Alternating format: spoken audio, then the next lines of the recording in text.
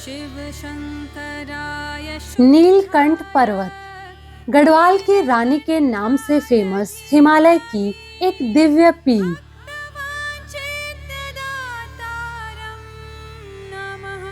आज मैं आपको ले चलूंगी नीलकंठ पर्वत के दर्शनों के लिए। बद्रीनाथ से शुरू होने वाले इस ट्रैक पर भगवान बद्री के चरण पादुकाएं और खूबसूरत रास्ते यहाँ आने वाले हर इंसान को आत्म खोज की तरफ ले जाता है।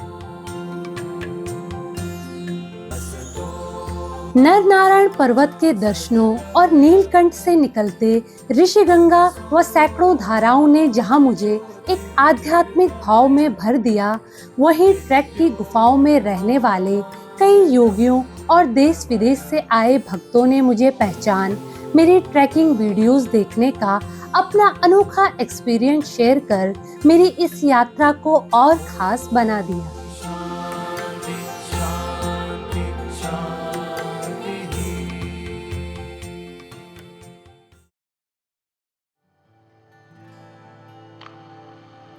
नीलकंठ ट्रैक के लिए ऋषिकेश से बद्रीनाथ पहुंचना ही उम्मीद से ज्यादा डिफिकल्ट रहा। ज्यादा बारिश की वजह से जगह जगह पे लैंडस्लाइड और रोड टूटी मिली।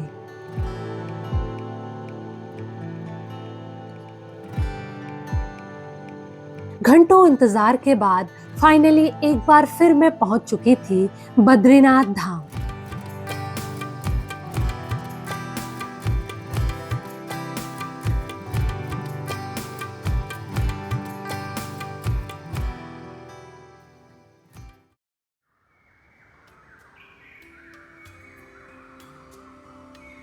अगली सुबह उठी तो मौसम साफ था। नीलकंठ पर्वत के हल्के दर्शन बद्रीनाथ से ही हो जाते हैं, लेकिन आज मैं कोई 7-8 किलोमीटर का ट्रैक कर नीलकंठ के बेस कैंप पहुंचकर इसे ठीक सामने से देखने वाली थी।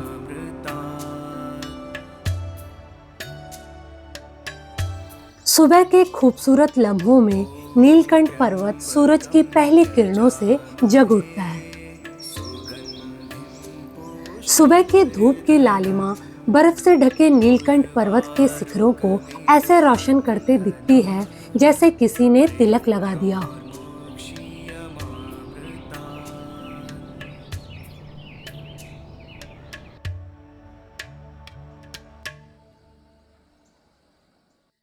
सुबह 6 बजे मैंने नीलकंठ बेस कैंप के लिए अपना ट्रैक स्टार्ट कर दिया।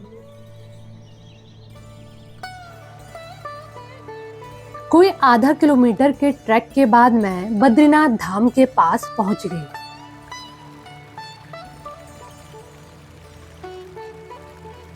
नीलकंठ का रास्ता बद्रीनाथ मंदिर के पीछे से होकर जाता है, जिसके लिए आपको अलकनंदा नदी क्रॉस कर दूसरी तरफ जाना होता है।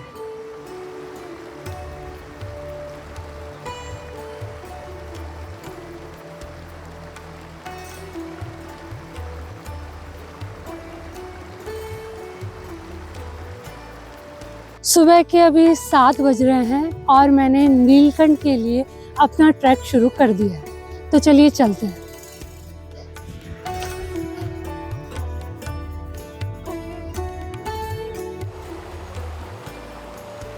बद्री विशाल की पवित्र धरती पर अलकनंदा नदी बर्फीले पहाड़ों से निकलकर एक अद्भुत दृश्य रचती है। उसकी कलकल ध्वनि प्रकृति और भक्ति के मिलन को और भी गहरा कर देती है।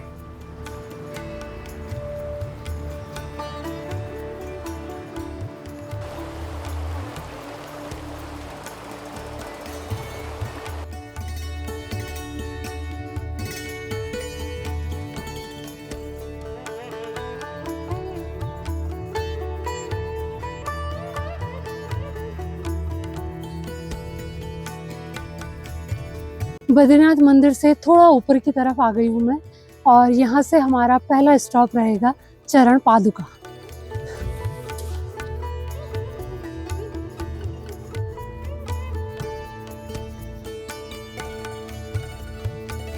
यहाँ से अब मेरा पहला स्टॉप चरण पादुका होने वाला था, जो बद्रीनाथ मंदिर से कोई 2.5-3 किलोमीटर दूर है, और फिर वहाँ से कोई 6-7 किलोमीटर का ट्रैक कर नीलकंठ के नजदीक पहुँचना था।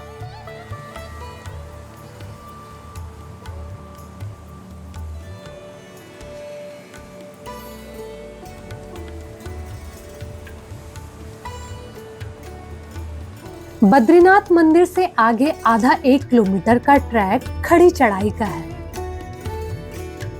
ये जिगजैग रास्ते पहाड़ की ढलानों पर सांप की तरह लहराते दिखते हैं।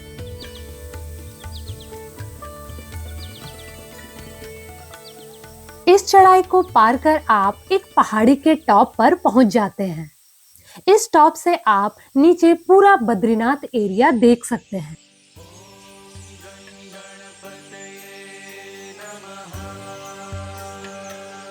बद्रीनाथ की घाटी में अभी सुबह का सन्नाटा और हवा में ठंडक का आलम था। एक तरफ बड़े बड़े झरने और दूसरी तरफ नदियों की आवाज। हर साए में यहाँ भक्ति की कहानी छिपी लगती है।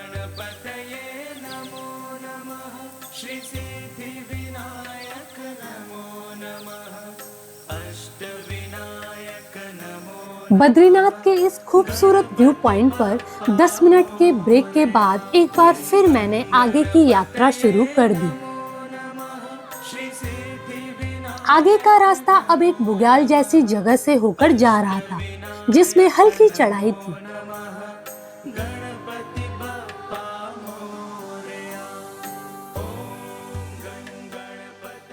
बुग्यालों ने सुबह की धूप से पहले धुंध का हल्का चोला पहना था। घास की पत्तियां रात भर की नमी समेटे बैठी थी। दूर चोटियों पर हल्की धूप थी और घास और फूलों को सुबह की पहली किरण का इंतजार साफ दिख रहा था।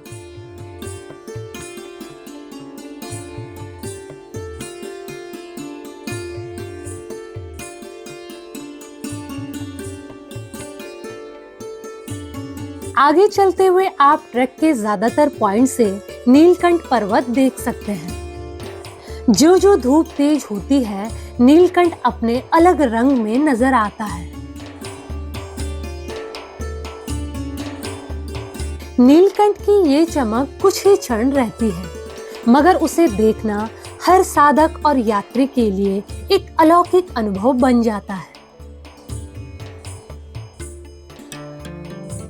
अभी 7:30 बज गए हैं और अब जो है चटक धूप आ गई है। और रास्ते की बात करूँ तो प्रॉपर रास्ता बना हुआ है, आप आराम से जा सकते हैं। आगे तक भी मुझे जो है प्रॉपर रास्ता दिख रहा है, तो चलो चलते हैं।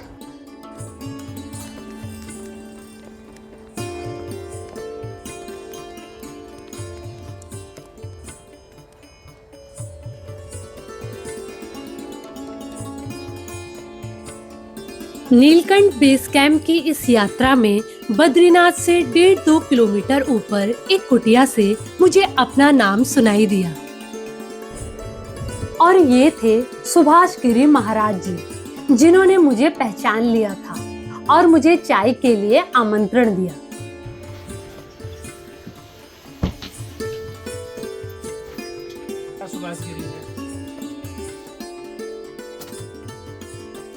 कुटिया में पहुंची तो महाराज जी मेरे वीडियोस देखने का अपना एक्सपीरियंस शेयर करने लगे। देखा 10-15 वीडियो देखे ना एक ने ना, तो ज्यादातर आपके हाइट की हिमालय की है। जी जी। चाहे हिमालय घने जंगलों में से होके जाते हैं। हाँ जी, ठीक है ना जी।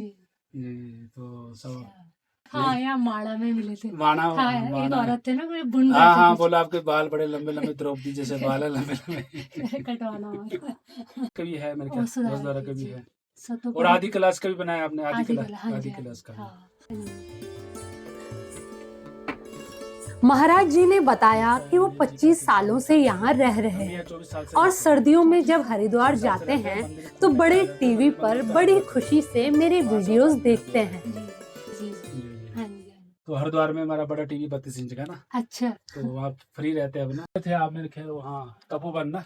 तपोवन जी, हाँ। जी जी जी, हाँ वहाँ भी हाँ जी, खाना खुना मौनी बाबा बंगाली, हाँ बंगाली महात्मा, हाँ मौनी बाबू, मौनी बाबा, हाँ जी। जब मैं वापस आने लगी तो महाराज जी ने बड़ी विनम्रता से खेद जताते हुए कहा कि मेरे वीडियोस उन्हें काफी अच्छे लगते हैं, लेकिन लाइक व शेयर करना नहीं जानते, तो कर नहीं पाते। इस बात से मेरे चेहरे पर भी थोड़ा मुस्कुराहट आ गई। फलाना आदमी ने शेयर किया, लाइक किया उसमें, तो हम देखते तो है वीडियो वगैरह ना, टीवी में भी है, उसमें भी फंक्शन वगैरह आता है, बाकी हम देखते ही है, सिर्फ शेयर वगैरह नहीं करते, ना कोई बात नहीं, सिर्फ देखते ही है। आपने देख लिया वही बात है। हाँ देखा, हमने तो काफी वीडियो देखा है ना। ये है नीचे बामणी गाँव ना, ये बामणी गाँव है, इधर सामने। अच्छा ये बामणी गाँव है और उसी का मंदिर है। हाँ।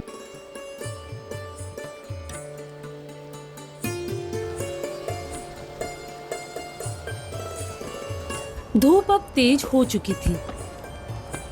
सुबह की इस चमकदार धूप से ही पहाड़ों की वास्तविक ऊंचाई और विशालता सामने आती है।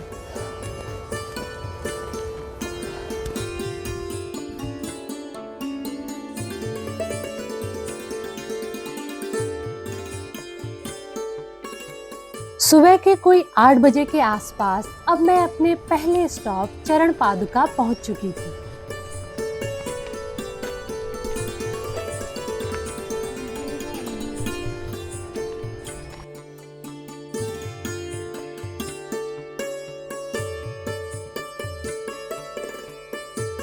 चरण पादुका यहाँ स्थित एक प्राकृतिक चट्टान है, जिसे भगवान विष्णु के पवित्र पैरों के निशान माने जाते हैं।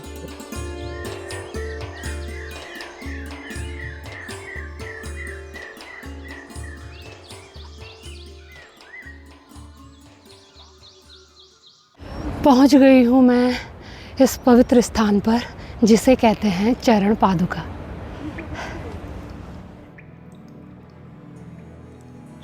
कथाओं के अनुसार चरण पादुका वह स्थान है जहां भगवान विष्णु ने अपने अवतार के दौरान पृथ्वी पर पहला कदम रखा था।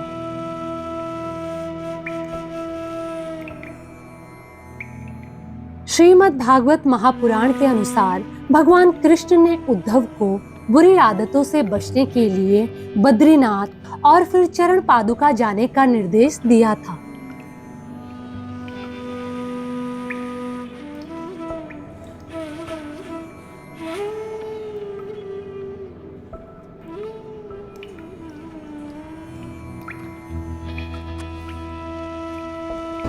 चरण पादुका के दर्शन हो गए हैं और अब करते हैं आगे का ट्रैक।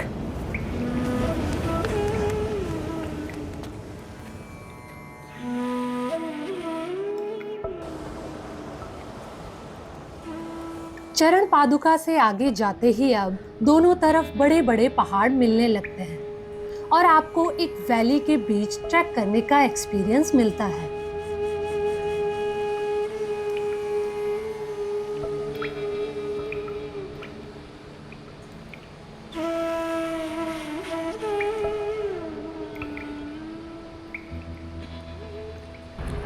तीन किलोमीटर का ट्रैक हो चुका है और यहाँ पर मैंने एक छोटा सा ब्रेक लिया है, थोड़ी देर धूप सेक रही हूँ और फिर आगे का ट्रैक शुरू करूँ।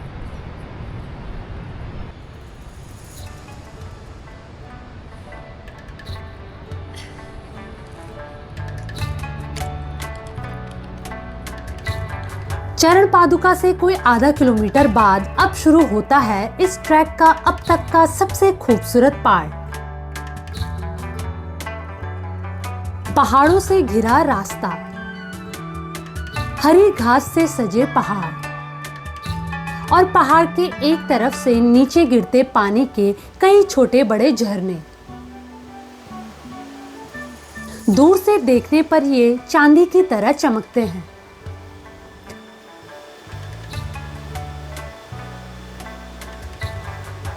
इन झरनों की मधुर आवाज जैसे कोई पुराने गीत गुनगुना रहा हो।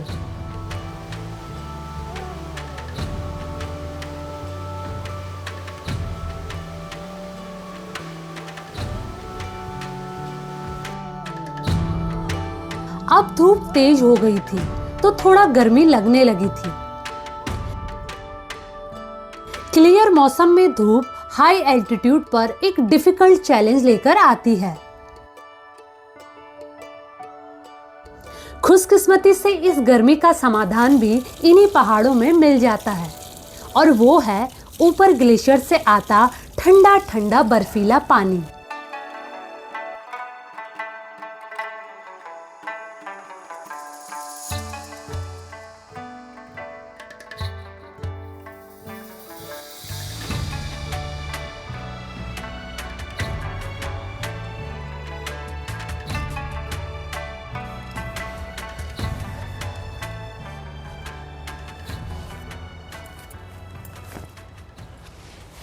और जैसे जैसे मैं ऊपर की तरफ जा रही हूँ, नीलकंठ पर्वत बहुत पास नजर आ रहा है।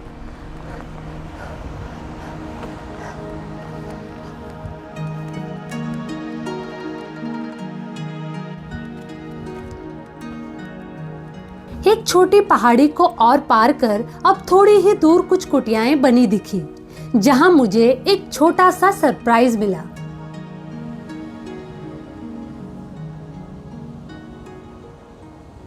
पाँच किलोमीटर के बाद यहाँ पर एक बुग्याल का एरिया आता है, और यहाँ पर आपको बड़े बड़े पत्थर दिखाई देंगे, और उन्हीं के बीच छोटी छोटी कुछ कुटियाएं बनी हुई हैं। इस जगह पर एक दो गुफाएं थी, जिनको पत्थरों से ढककर कुटियाएं बनी थी।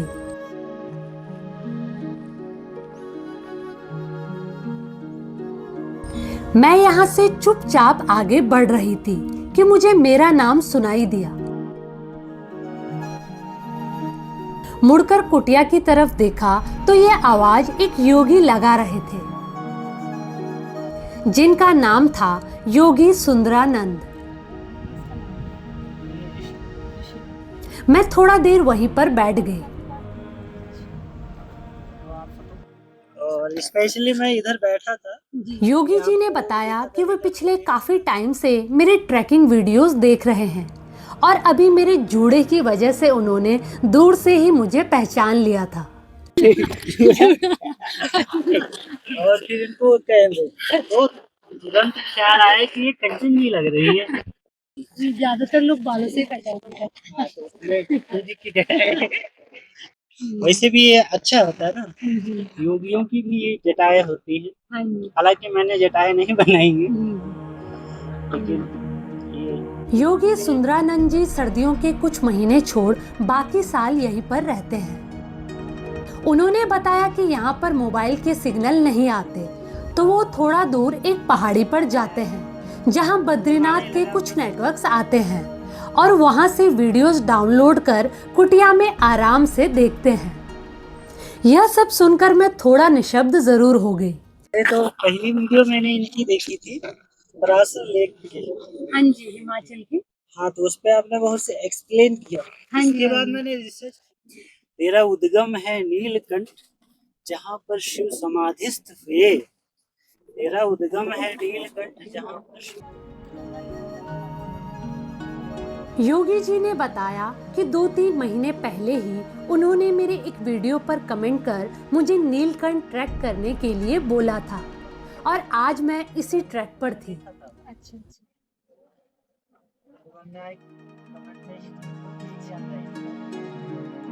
20 मिनट के बाद विदा लेकर अब मैंने नीलकंठ के लिए अपना सफर शुरू कर दिया।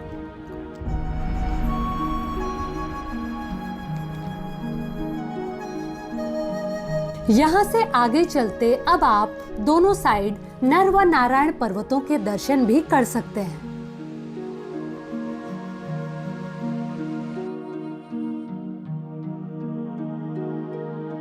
नर व नारायण पर्वतों का बद्रीनाथ के संबंध में काफी महत्व है।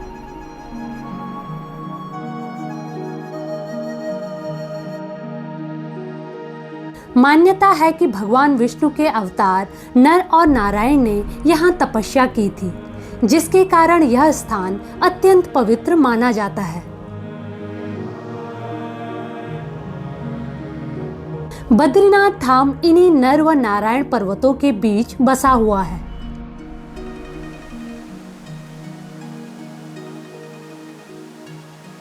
एक मान्यता के अनुसार कलयुग के अंत में नर व नारायण पर्वत मिल जाएंगे, जिससे बद्रीनाथ धाम का रास्ता हमेशा के लिए बंद हो जाएगा और फिर भगवान बद्री विशाल का निवास भविष्य बद्री में होगा, जो जोशीमठ से थोड़ा दूर स्थित है।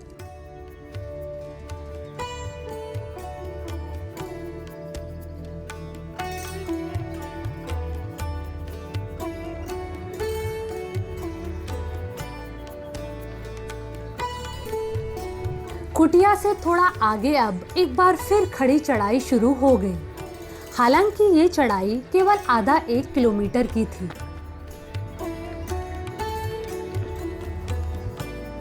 चढ़ाई में आने के कारण अब आसपास कुछ और पीक्स भी दिखने लगे थे।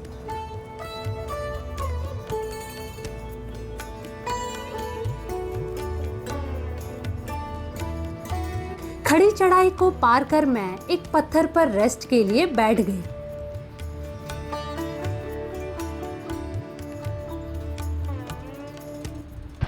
छह किलोमीटर का ट्रैक हो चुका है और यहाँ पे मैंने एक छोटा सा वाटर ब्रेक लिया है। थोड़ा और आगे अभी ट्रैक बचा है, तो अभी एक टॉप पॉइंट तक जाएंगे और वहाँ से आपको नीलकंठ पीक का और अच्छा व्यू दिखाएंगे। ब्रेकफास्ट और लंच दोनों के लिए मैं केले लाई हूँ, तो अभी यही खाएंगे और फिर ट्रैक शुरू करेंगे। यहाँ बैठ मैंने कुछ केले खाए, जो मेरा ब्रेकफास्ट व लंच दोनों होने वाला था।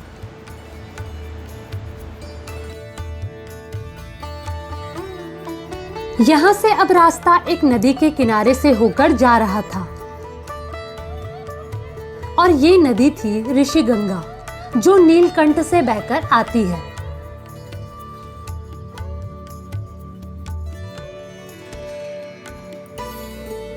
इस ट्रैक पर ऋषिगंगा नदी का दृश्य एक मनोरम अनुभव है।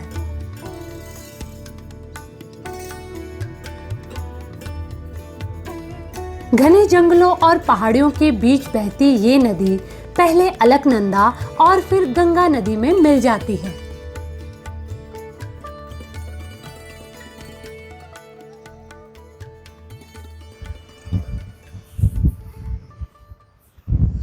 बद्रीनाथ के 6 किलोमीटर के बाद हल्का घास वाला एरिया शुरू हो जाता है और रास्ता भी अब थोड़ा पतला हो गया है।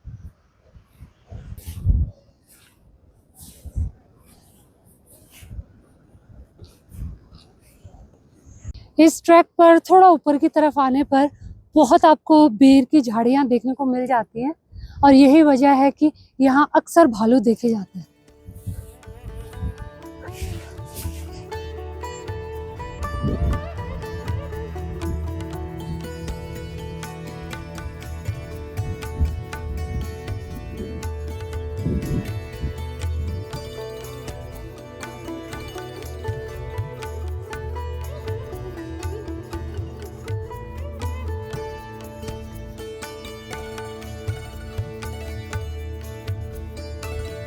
कोई 7 किलोमीटर के ट्रैक के बाद अब पहाड़ों के ऊपर पहुंच जाने की फील आने लगी थी। ठंडी हवाएं बह रही थी और सामने हिमालय बाहें फैलाए स्वागत कर रहा था।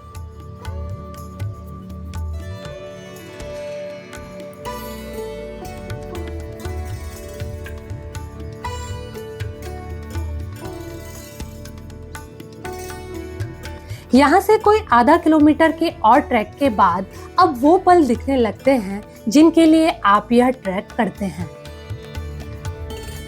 नीलकंठ पर्वत के भव्य नजारे।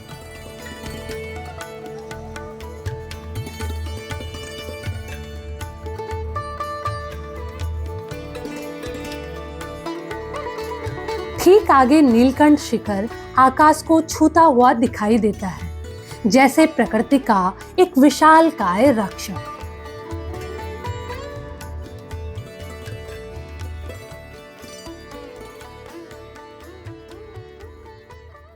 सात 8 किलोमीटर के बाद पहुंच गई हूं मैं एक अच्छे से व्यू पॉइंट पर, तो अब मैं यहीं से नीलकंठ पर्वत के दर्शन करूंगी।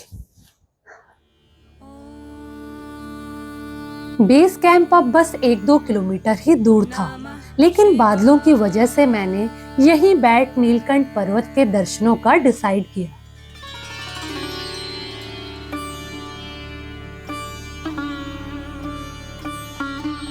नीलकंठ पर्वत एक ऐसा शिखर जो न केवल प्रकृति का चमत्कार है बल्कि देव व दानवों की प्राचीन कथाओं का साक्षी भी। शिव शंकराय शुद्धाय नीलकंठ। यह पर्वत जितना शांत दिखता है भीतर उतना ही रहस्यमयी और ज्वालामुखी की तरह एनर्जी से भरा माना जाता है। ये वो खास पर्वत है जिसका नीलकंठ भगवान शिव की गाथा को गूंजता है। नमः सद्गुणदेवाय त्रिपुरान्तकाय नमो नमः भवभयहरकरुणाकराय अनंताय नमो। नीलकंठ पर्वत के नाम के पीछे भी कई मान्यताएं हैं। एक कथा के अनुसार इसका नाम नीलकंठ भगवान शिव के नीलकंठ रूप के कारण पड़ा है, जो उन्हें समुद्र मंथन के दौरान विष पान करने के कारण मिला था। नमः करालवदनाय कालसंहारकारिणे भक्तरक्ष भोलेनाथ त्रिनेत्राय नमो नमः। हिमालय की गोद में एक रत्न की तरह चमकने वाले इस पर्वत पर जब चंद्रमा की रोशनी पड़ती है तब इसकी बर्फीली चोटी नीले चांदनी रंग में नहा उठती है, मानो शिव के नीले कंठ का प्राकृतिक अवतार हो। राग अर्धांगाय गंगाधराय नमो नमः नमः पार्वती शंभवे नमः ध्यान। स्थानीय मान्यताओं के अनुसार नीलकंठ पर्वत पर एक गुफा है जिसे मौन द्वार कहते हैं। इस गुफा में प्रवेश करते ही आप बाहर की बातें भूलकर एक गहन मौन में प्रवेश कर जाते हैं। शांति शांति शांति। 21,000 फीट ऊंचे इस पर्वत को इसकी खूबसूरती के लिए इसे गढ़वाल रानी के नाम से भी जाना जाता है। ये नाम इस पर्वत की भव्यता, सुंदरता और राजसी आकृति के कारण पड़ा है, जो मानो गढ़वाल क्षेत्र की एक रानी की तरह खड़ी है।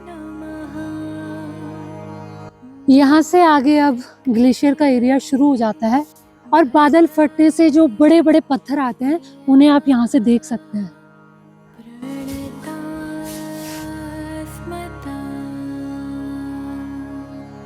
नीलकंठ से निकलती ऋषिगंगा नदी से भी कुछ कहानी व मान्यताएं जुड़ी हैं।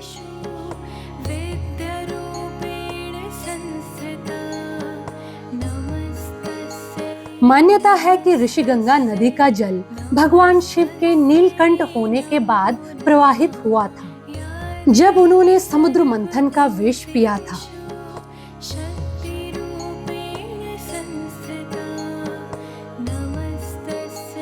इस नदी के तट पर कई ऋषियों ने तपस्या की थी, जिसके कारण इसका नाम ऋषिगंगा पड़ा।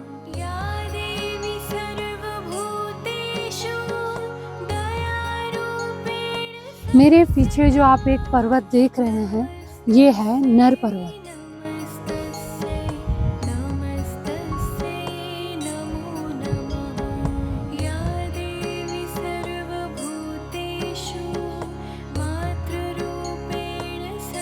लगभग मुझे यहाँ बैठे बैठे 1 घंटा हो चुका है और अब नीलकंठ पर्वत पूरी तरह से बादलों से ढक चुका है।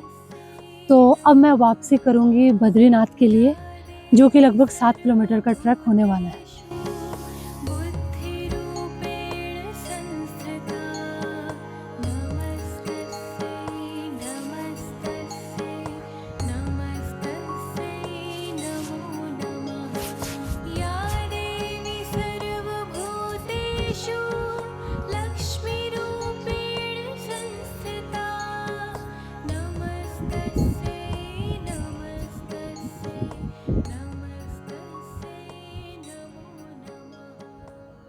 अब धूप के साथ साथ थोड़े थोड़े काले बादल भी आने लगे हैं, तो अब ट्रैक पे थोड़ी छाया हो गई है।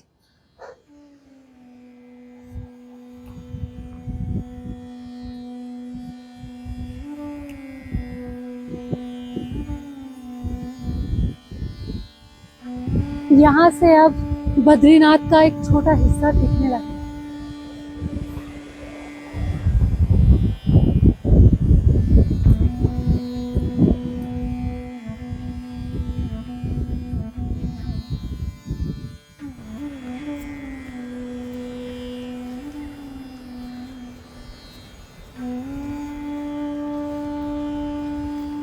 अब कोई 1 बज चुका था। नीचे को आते हुए मुझे नीलकंठ की तरफ जाते हुए कुछ और लोग भी दिखे।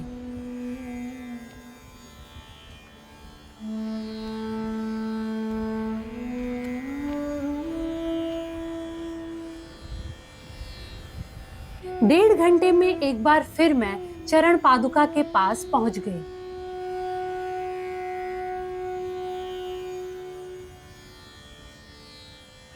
चरण पादुका से नीचे आते हुए सामने बद्रीनाथ के काफी अच्छे दृश्य दिखते हैं।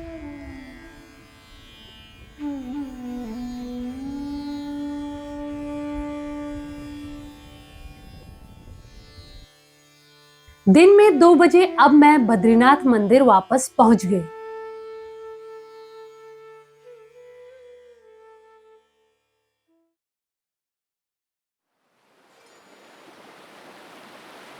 शाम को जब मैं एक बार फिर बद्रीनाथ मंदिर के दर्शनों के लिए जा रही थी, तो फिर मुझे अपना नाम सुनाई दिया।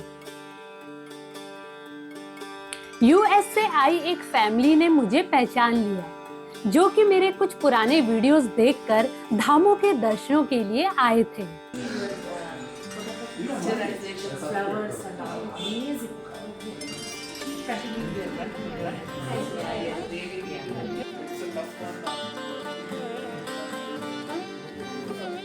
इन लोगों से मिलकर काफी अच्छा लगा।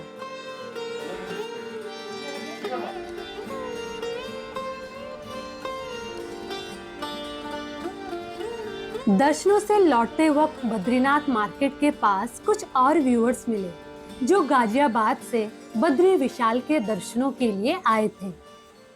नहीं,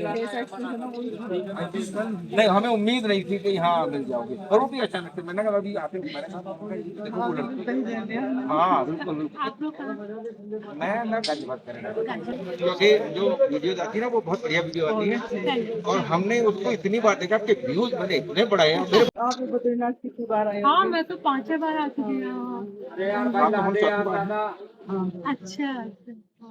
इस बद्रीनाथ यात्रा की आखिरी शाम में मेरी मुलाकात हुई प्रकाश जी से, जो मेरे गौमुख तपोवन की वीडियो देख पहले गौमुख और अब सतोपन की वीडियो देख सतोपन ट्रैक के लिए आए थे।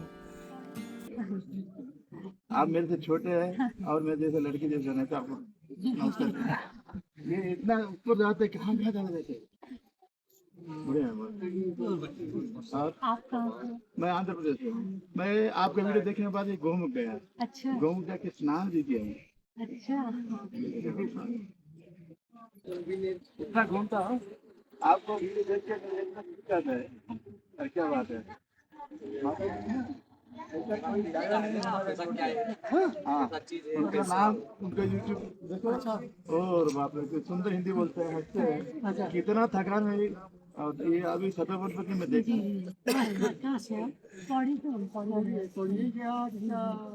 अरे वो भी ट्रैकिंग के काफी शौकीन लगे।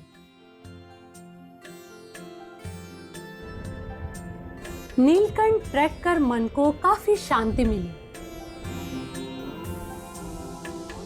सुनसान रास्ते के दोनों तरफ प्रकृति के पहरेदारों की तरह ऊंचे विशाल पहाड़, और फिर नीलकंठ के ऐसे दर्शन मानो जहां महादेव खुद ध्यान की अवस्था में हिमालय के शिखर पर विराजमान हो।